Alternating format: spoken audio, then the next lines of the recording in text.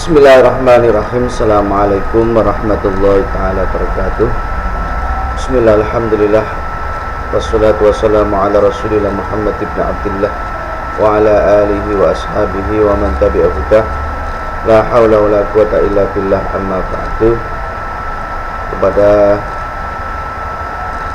para pendengar yang senantiasa mengikuti kajian Matan Safinatul Najah yang insyaallah diberkahi oleh Allah Subhanahu wa taala dan juga dirahmati oleh Allah Subhanahu wa taala.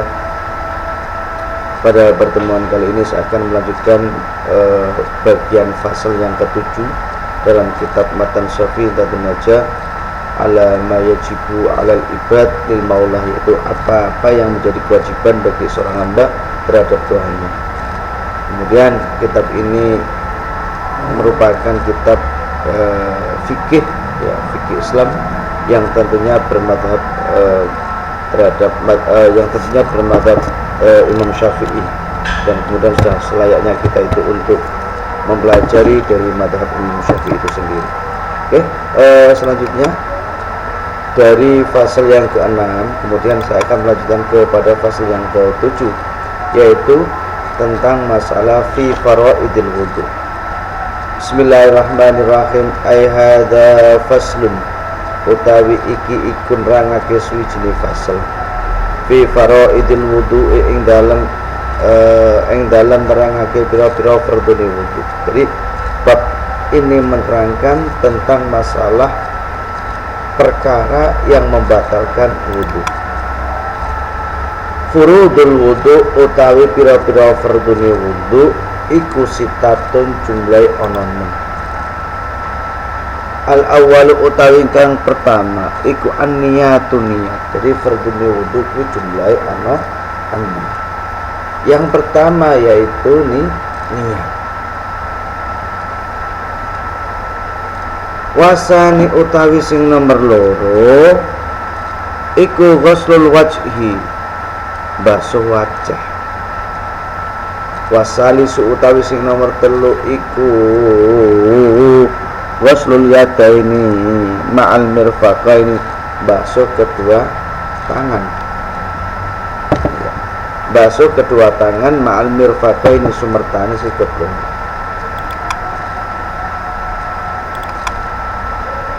Warabi utawi sing nomor 4 iku mashu syai'in, ngusap suwi-wiji minar ra'si saking rambut utawa saking sirah.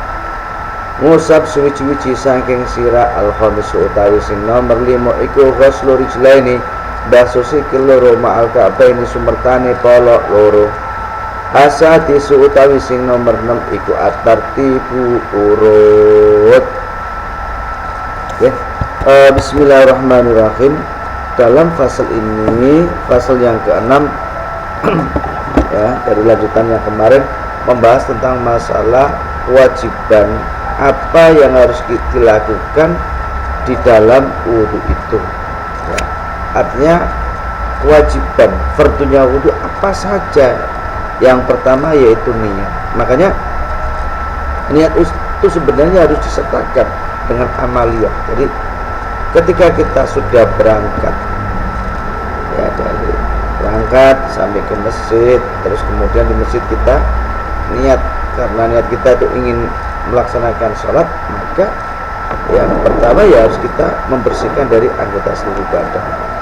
Setelah itu kemudian baru kita berwudu. Nah, wudu itu harus dengan cara yang benar, sesuai dengan tata cara yang diajarkan oleh Pak Rasulullah. Lah, Rasulullah apakah mengajarkan kepada kita secara langsung? Tidak. Tentunya kita itu mengikuti kepada para ulama yang mengikuti kepada para ulama salafus soleh. Ulama salafus soleh itu mengikuti kepada para tabi'in. Dan tabi'in mengikuti kepada para sahabat. Kemudian sahabat itu mengikuti kepada Rasulullah. Nah, itulah makanya kenapa di dalam fikih itu kita berkewajiban untuk mengikuti terhadap madhab. Karena pada hakikatnya yang namanya madhab, baik itu madhab Hambali, madhab Hanafiyah, madhab Maliki, madhab Syafi'i maupun Imam Ahmad bin Hanbal, itu pada dasarnya mereka adalah sudah berpegang terhadap Al-Quran dan juga terhadap Sunnah. Artinya terhadap Al-Quran dan juga terhadap hadis Rasulullah Muhammad SAW. Nah, kemudian kita yang di sini adalah termasuk orang-orang mutaakhirin. Ya tentunya ketika orang-orang mutaakhirin itu nggak boleh dia itu mengkombinasikan antara madhab satu dengan madhab yang lain. Artinya dia talfik dengan berbagai madhab itu nggak boleh. Makanya di dalam hukum memahami konteks di dalam memahami konteks syariah maupun konteks fikih itu harus berpedoman terhadap satu madhab. Kalau kita bisa memahami dari satu madhab itu, maka kita boleh untuk talfik terhadap madhab yang lain. Nah, dalam kitab ini yang kita bahas adalah madhab ala Imam Syafi'i, yaitu madhab atau kita berpedoman terhadap Imam Syafi'i. Nah, Imam Syafi'i itu memberikan penjelasan dalam kitab Matan Syafi'i Nabun Najah bahwa fardunya wudhu itu ada 6. Yang pertama niat. Niat itu harus, karena setiap amal kalau tidak disertai dengan niat, maka amal itu akan asdam, akan yang namanya atau abtar atau akto, amal itu akan putus. Makanya putus keberkahannya, putus dia tidak nyambung kepada Allah Subhanahu wa taala. Yang pertama adalah niat. Yang kedua ghusl wajhi. Ghusl wajhi itu membasuh seluruh muka, ya. Jangan sampai ada muka itu yang tidak terbasuh sama sekali. Ya, jadi mulai dari tul wajhi minal jabha ila taqam, antara ini kening atas mulai tubuhnya punuk sampai ke janggut ini. Summal wajhi min tulil udunil yumna ila udunil yusra.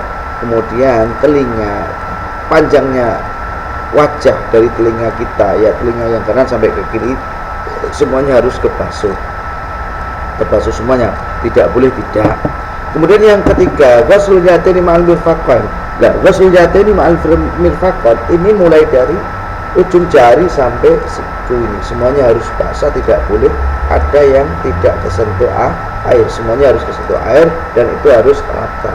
Mulai dari kita mengalirkan air itu ke tangan dengan cara yang baik, dari bawah sampai ke atas, nggak boleh dari atas ke bawah. Kemudian yang keempat, setelah itu barulah itu membasuh syai'in minar ra'si, artinya membasuh rambut, ya rambut, membasuh sesuatu yang ada di kepala, yang baik itu yang depan maupun yang belakang kulit.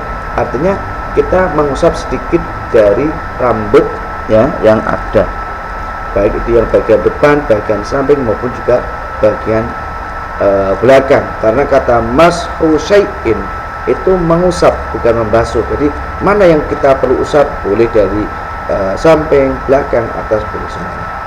Ghuslur rijlaini ma'al ka'bain. Terus kemudian yang kelima adalah membasuh kedua kaki sampai ke tumitnya, sampai ke mata kaki itu, sehingga benar-benar kaki itu. Makanya kalau dalam bahasanya orang-orang dulu itu, kalau bisa ketika membasuh kaki kanan, maka tangan kiri ini memasukkan ke pergelangan kaki, ke jari-jari kaki, supaya air itu benar-benar mengalir dengan sepenuhnya, dan supaya di bagian lekuk-lekukan kaki itu semuanya itu terbasahi oleh air, ya. Begitu juga ketika kaki yang kiri, maka tangan kanan ini membersihkan di sela-sela jari kaki, supaya ya supaya bisa terbasuh oleh air. Dan yang keenam adalah at-tartib, artinya tertib itu runtut mulai dari yang pertama sampai yang terakhir. Tidak boleh kita itu melakukan wudhu tapi dengan cara yang loncat-loncat, enggak. Tapi karena di sini bahasanya adalah tertib, maka kita mengikuti, yaitu kata tertib dari awal ya sampai akhir. Itu. Ini ada syarat.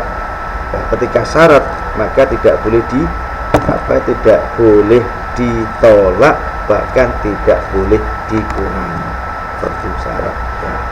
Oke, saya kira itu pembahasan kita pada kali ini. Kurang lebihnya mohon maaf. Assalamualaikum warahmatullahi taala wabarakatuh.